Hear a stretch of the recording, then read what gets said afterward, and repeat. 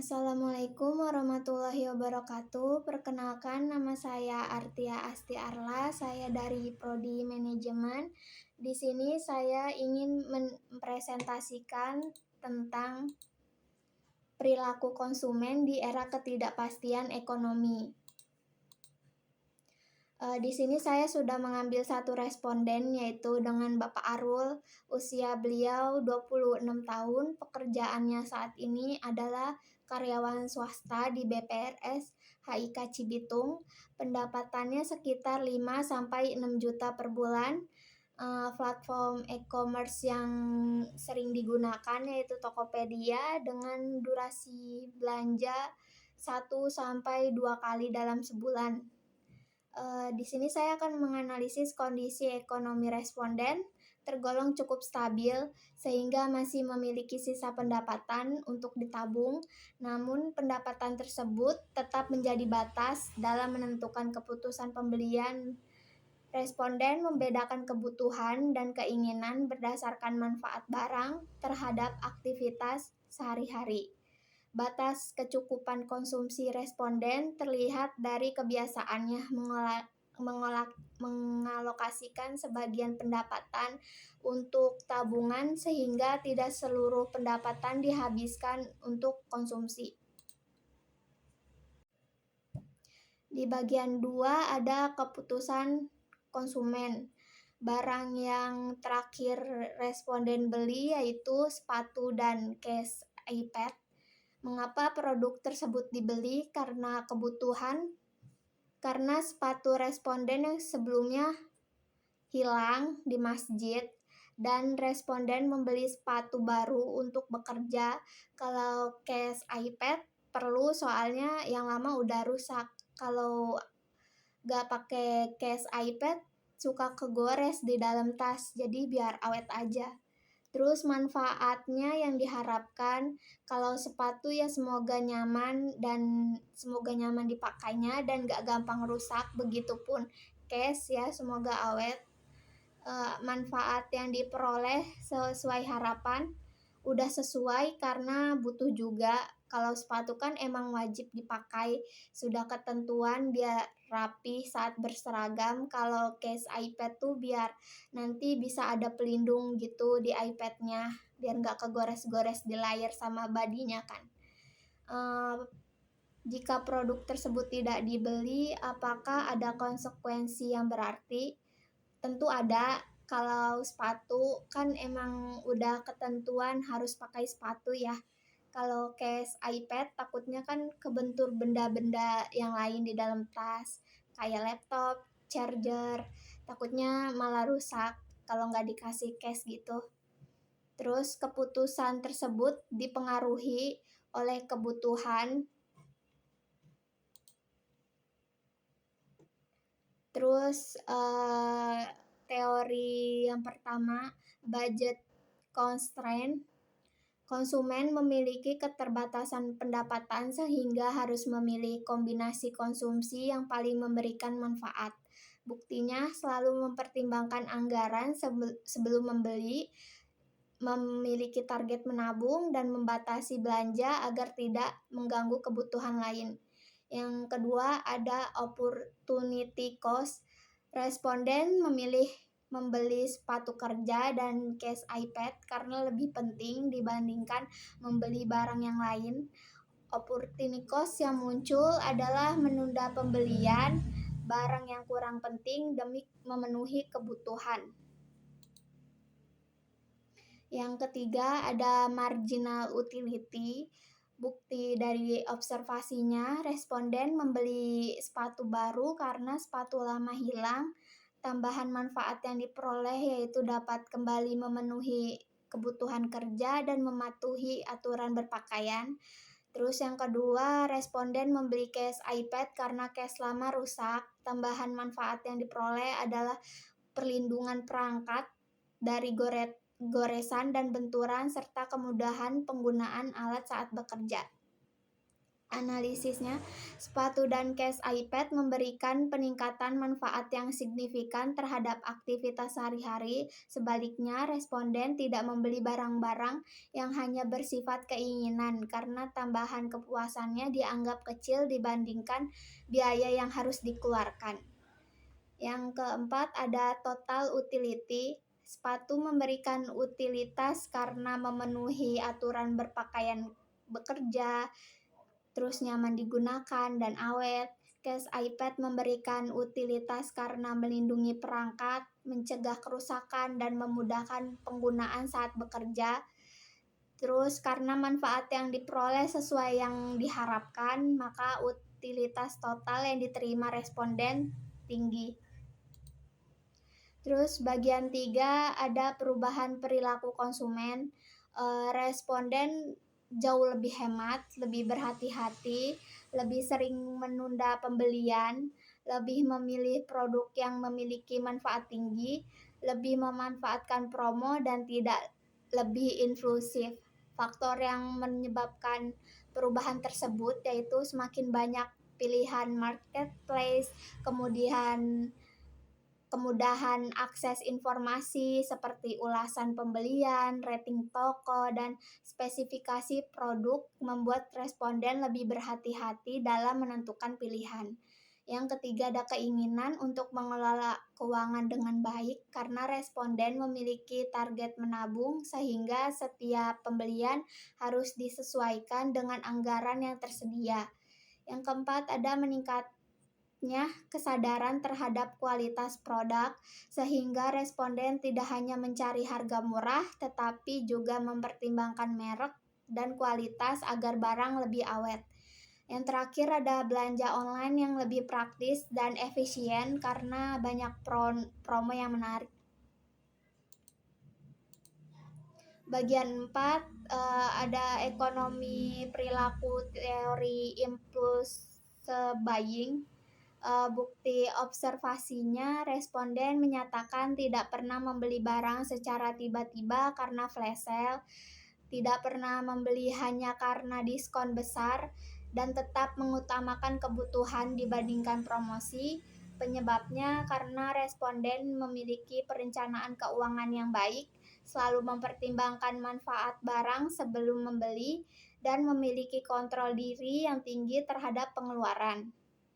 Terus dampak terhadap keputusan pembelian, yaitu keputusan pembelian lebih rasional, resiko pembelian yang tidak diperlukan menjadi rendah, dan pengeluaran lebih terkendali dan efisien.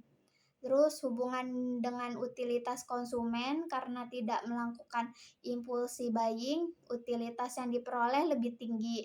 Barang yang dibeli benar-benar memberikan manfaat sesuai kebutuhan sehingga kepuasan yang diperoleh lebih optimal dan tidak menimbulkan penyesalan setelah membeli.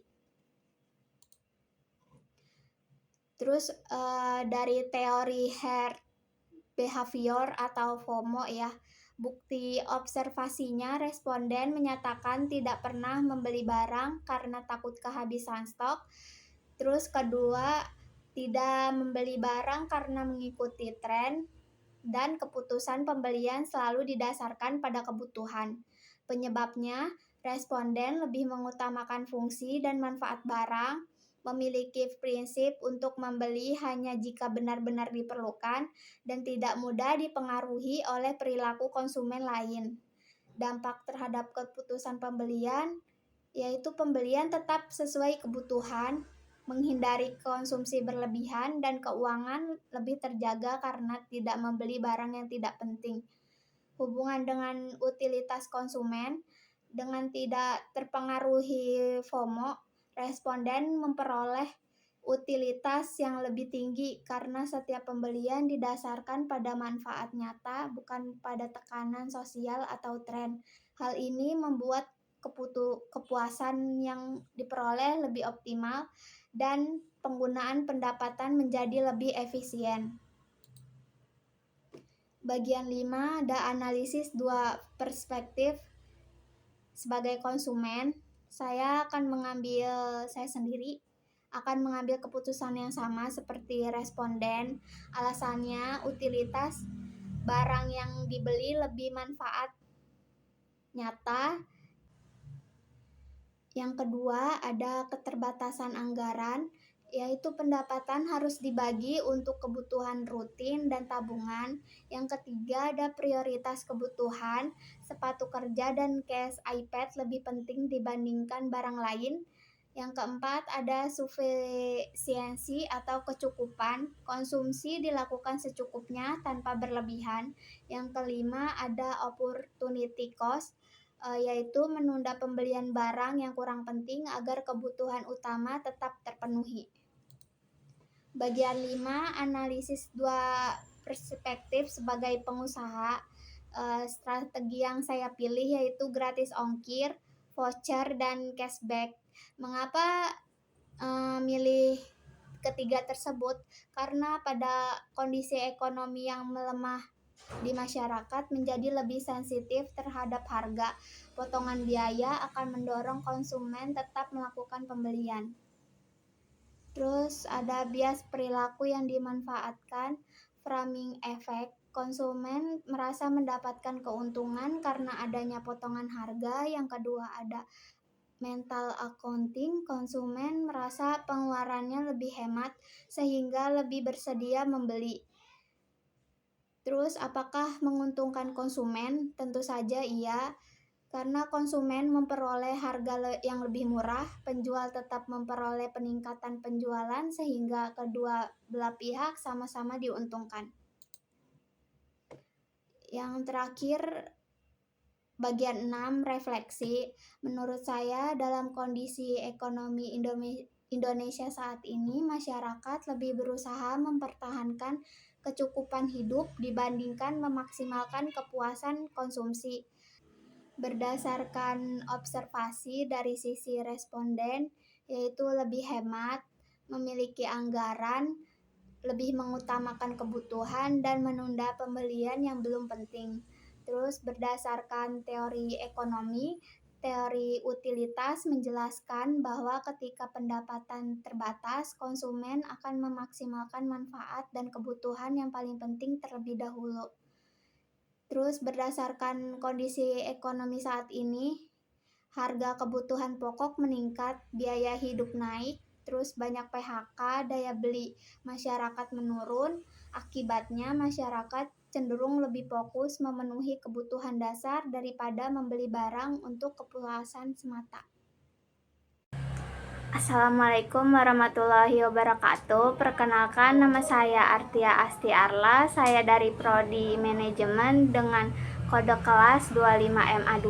Di sini saya sudah bersama responden saya yaitu Arul. Perkenalkan, nama saya Arul, usia 26 tahun. Saya sebagai karyawan swasta di salah satu bank swasta.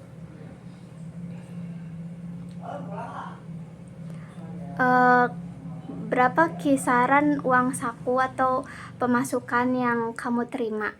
Kalau untuk pemasukan, saya di sekitaran 5-6 juta per bulan. Platform e-commerce apa yang paling sering kamu gunakan?